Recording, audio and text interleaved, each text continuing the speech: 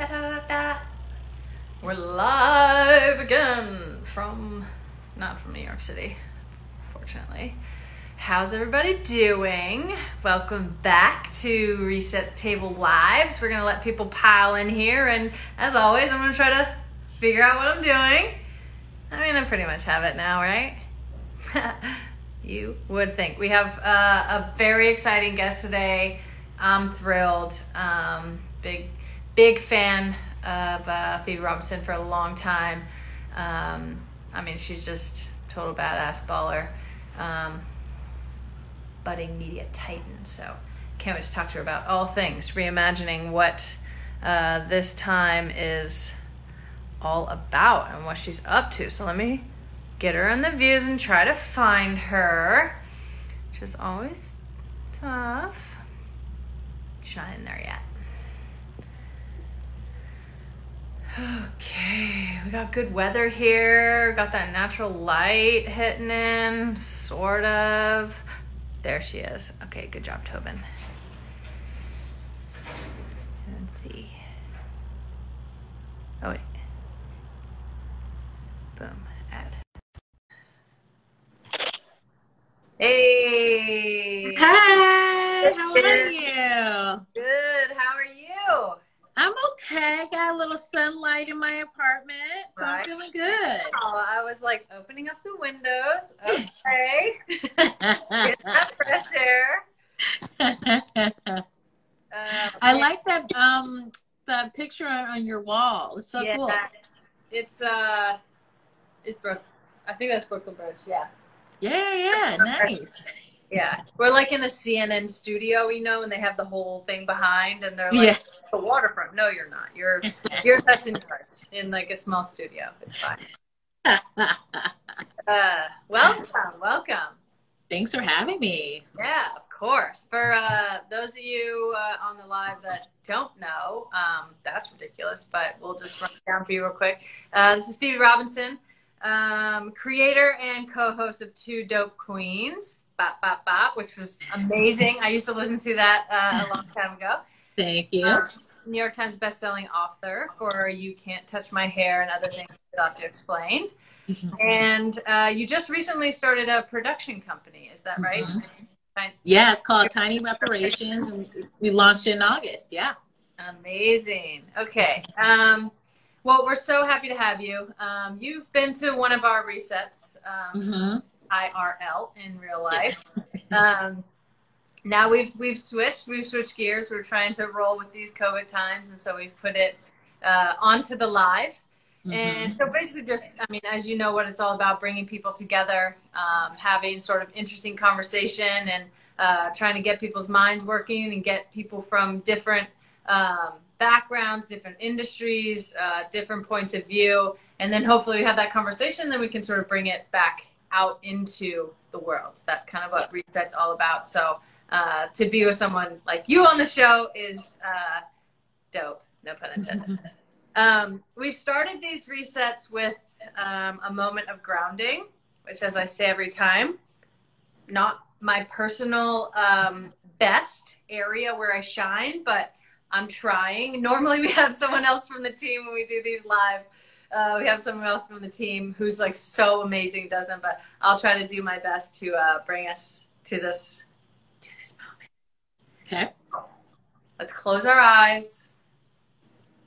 The sun is shining today, so let's let that sunshine hit your face a little bit.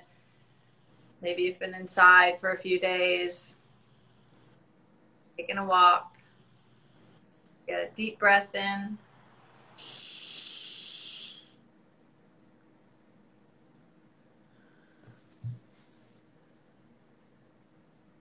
Okay. We're ready now. Oh, that was good. I get like a little self-conscious doing it. I'm like, I don't know how to do this, but Yeah. bring people back to the moment, and then we can get rolling on things. Yeah. Yeah. So I feel like I've been thinking about this a lot, and I'm so excited to have you on. Obviously, being the creator that you are, the storyteller, comedian, but like this bigger sort of cultural you know, critique that you bring. How are you viewing this time? Like, not only sort of in the present, but then how are you kind of thinking about it in the future in terms of like how the story's getting told, who's telling the story, and like what the actual real story is? Like, how are you processing this moment? Oh, Megan, so many people are dragging us for not telling them when to exhale. Breathe out. Damn, how long you think to hold that? I breathed out, breathed out, breathed out. I was breathing out. You need to breathe out too. That was cracking me up. Sorry. Passed out. Enjoy the nap. You're welcome. But yeah, so my boyfriend and I, this is day 40 for us being quarantined. And I think what's been interesting is that, you know, I think my job is like a storyteller, you know, jokes, and like now having his production company, it's sort of like I've taken on this role as like a producer. And I think one of the reasons why I started it is that there were so many times, like I grew up where you would just see like Black people on TV, like you had Living Single and Martin, all these shows where you could see different types of Blackness, and it felt really cool.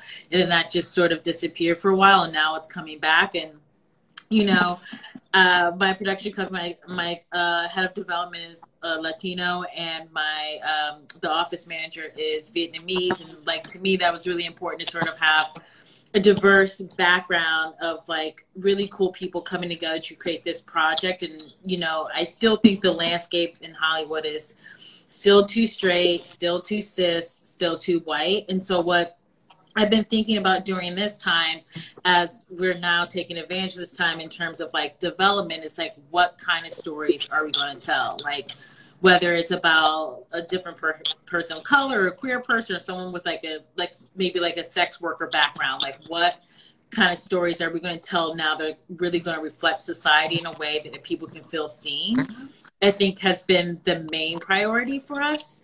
And I think, you know, I sort of finding that I think right now when we think about essential workers, you go like, oh, you're a nurse, you're a doctor.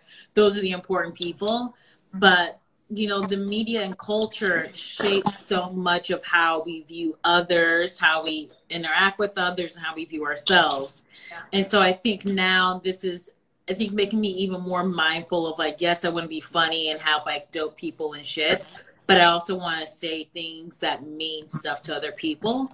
And give people a sense of hope. Like, I think right now, I always try to be a hopeful person, but like I have my up and down days where I'm like, I don't know what is going on. Trump is yeah. Yeah, like Trump is like so ignorant and says so many ridiculous things, and like that is what gets it. I feel like right now what gets the attention is being ignorant, is being misleading. And so I want to make sure my work now is like going to be hopeful and make people feel like they're being heard, as opposed to just creating ratings and chaos.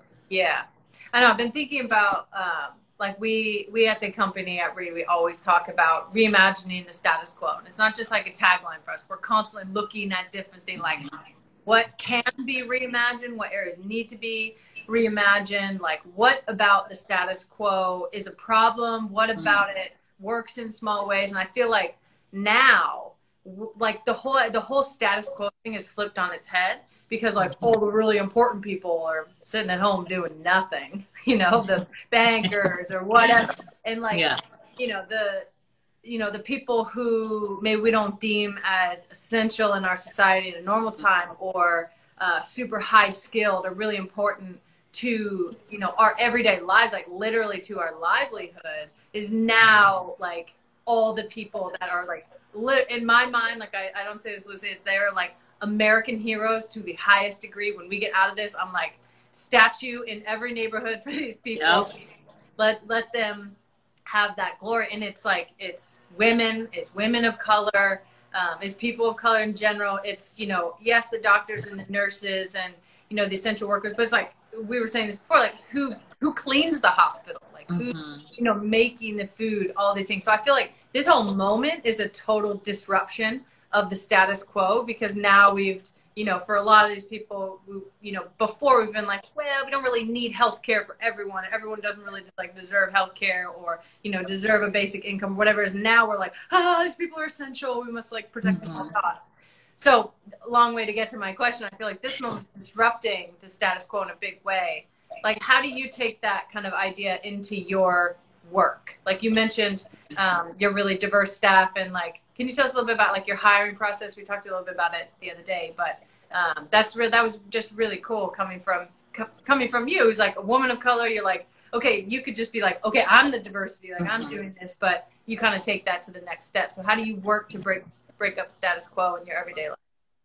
Yeah, I mean, I think, you know, for the longest time, you know, it was sort of encouraged for people who are underrepresented that like once you get in the room, protect your spot at all costs and don't let anyone else in. And so, you know, when I was in production on an interview chat show for Comedy Central, and I remember when we were sort of trying to staff the story writer, the story producer room.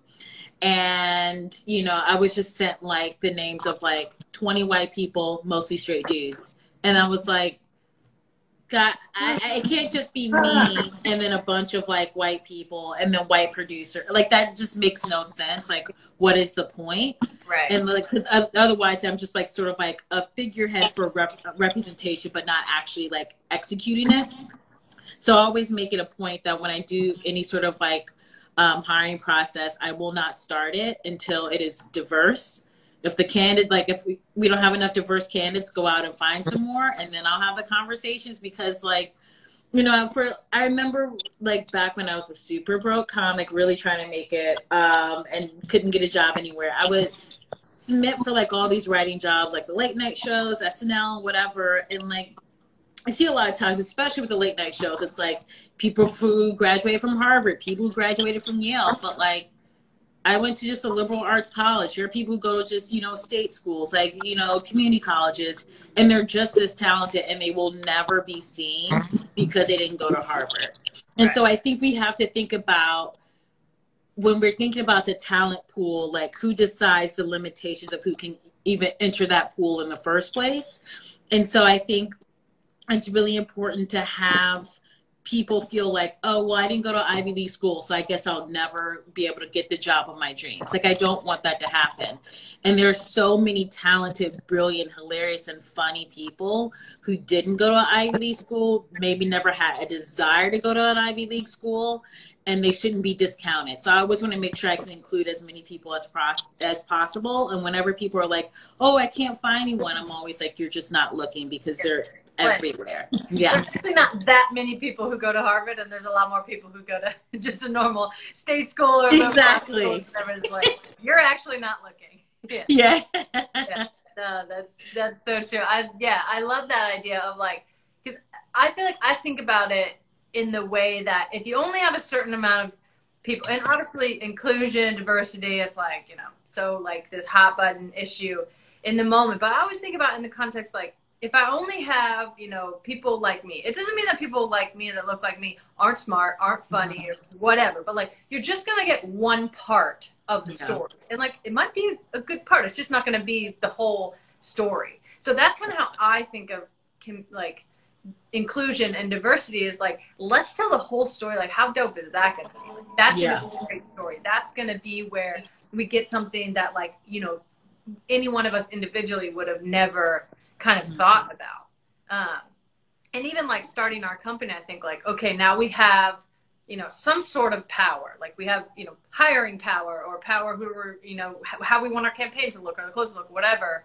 And so we're always kind of trying to think like, okay, we have this power that we've gotten, and we feel like in the past, in a certain way, just being like a female athlete, we've been sort of cut out of the power a little bit, try to take it back. How do you think about, because now you got your own production company, New York Times bestselling author, like you have some sort of power. So how do you think about opening that access to power, and like, what's your process behind like, even just how you feel about it for yourself and being able to make those decisions? Yeah, I mean, I think like when I was like, guys, I don't want to start this interview process until we have, you know, writers of color who are submitting, queer writers who are submitting. Like, I didn't know how that was going to go down, but I was like, this is what I feel in my heart, so I'm just going to say it. And if like people are mad, then we can deal with that. And so I think a lot of times, even when we have like our own production company, our own like this or our own little that, we still think like, oh, we have to ask permission. Even though this is my baby, we have to ask permission to raise my baby the way that I want to raise it.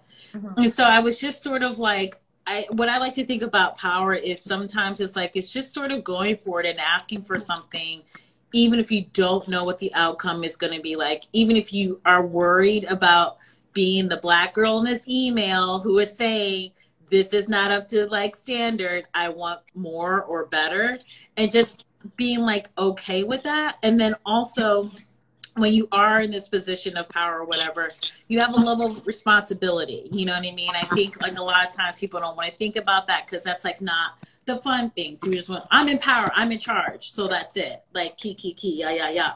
But it's like, if you're going to be in charge, like you really have to be mindful that your decisions impact others. So if like you want to have a diverse room, you have to be the first one saying that I'm going to do that and implement it. And so I think now in this day and age that we're in this pandemic, and like, what is the future going to hold when we all get out of our homes? You know what I mean?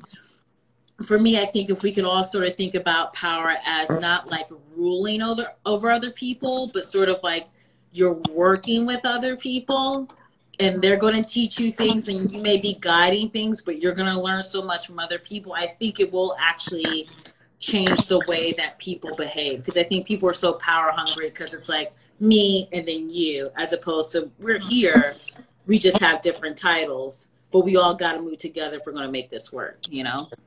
Oh, I love that. I love that work together aspect. I feel like that's perfect for right now, because so many people probably who thought like they were such hot shit and their work was so important, and like they literally can't do anything right now, and they would maybe look down on other people who's like, oh, anybody could do that job, or anybody could, you know, whatever. Maybe this isn't like a good job. And now we're seeing like the power balance of like, actually, you know what, like what you do like is important. It's just like what other people do is important as well.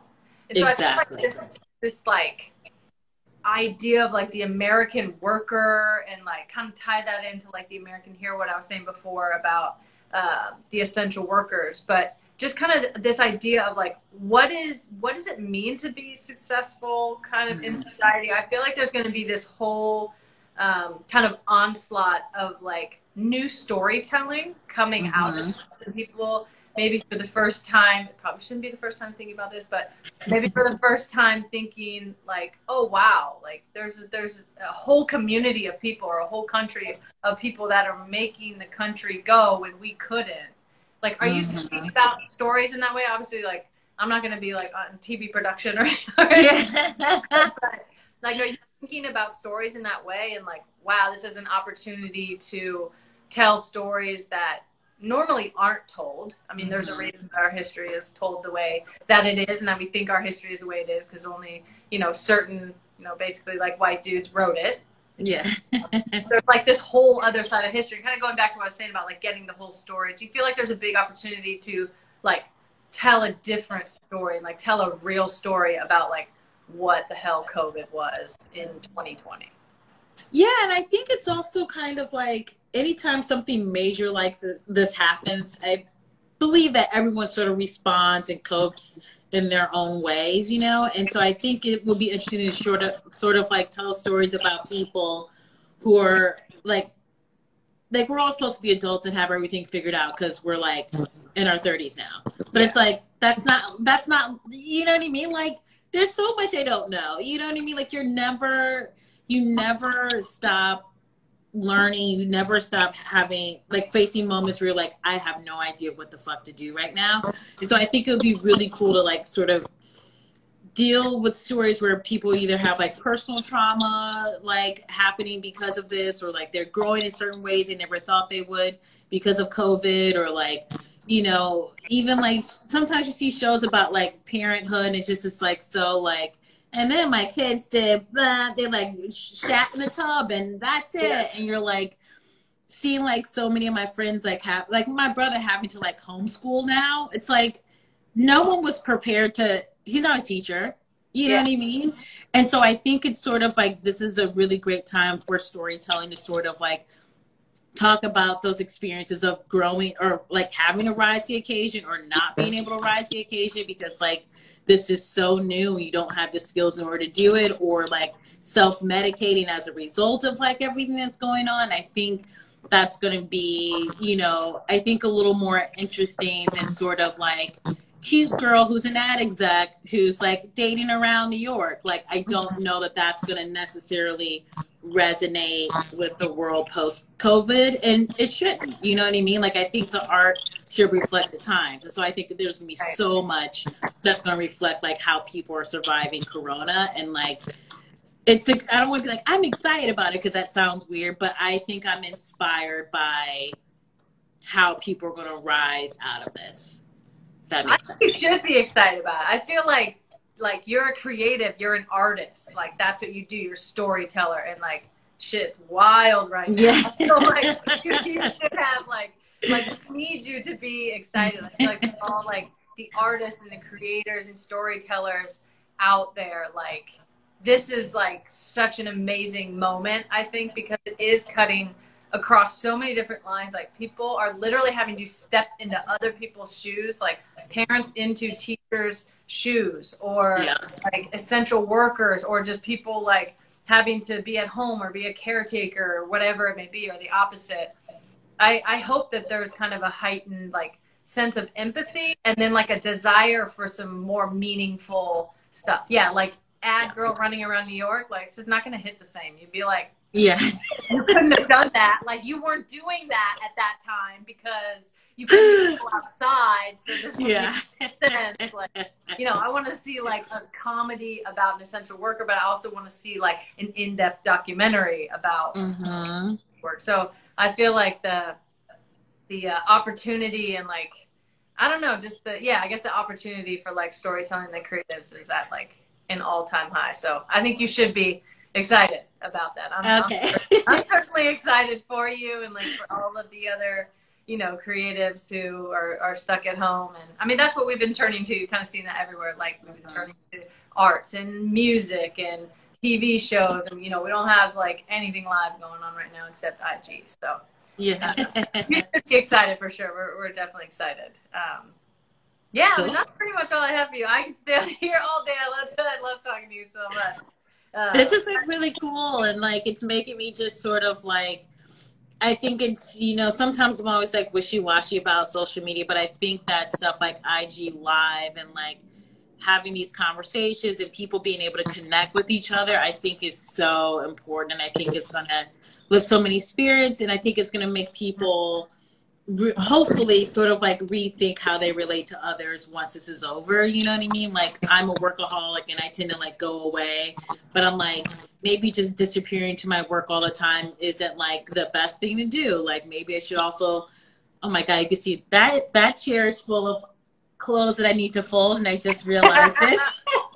I know. Whenever I set up, I'm like, everything like from here under like through me is like a mess back there. I'm like, I don't know it's inside my body, so I'm good. Sorry to get distracted by that, but what I wanted to say is that I think like we're going to, I think we will value connection and relationships more, and stop with the like just like texting, like small talk, and like not really being there for each other. Because I think we all like look at our phones and we're like, most of these people we would not text during a pandemic because like we're not that tight. And I hope that changes, you know? Yeah, I do too. I think it's kind of brought us, it's like the social media part is interesting because obviously before COVID, social media is just like, it's this drain, like don't spend too much time on it. But now it's become like almost a lifeline in a way to like connect. Like we're all like reaching out and wanting that sort of like social connection, but in like a really cool and meaningful way. So hopefully we can carry that through, because I think unfortunately we're going to be in this a little bit longer than we wanted. I know, yeah. That's all right. That's all right. Yeah. Again, thank you so much for coming on. This was so awesome. We love you at Ree so much.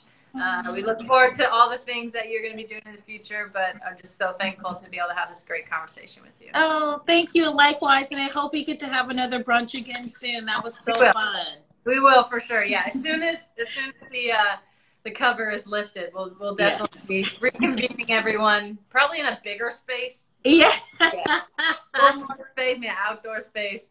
But, we'll definitely be bringing people together for sure. Great. Cool. All right. Okay. Thank you so much. Bye. Bye-bye.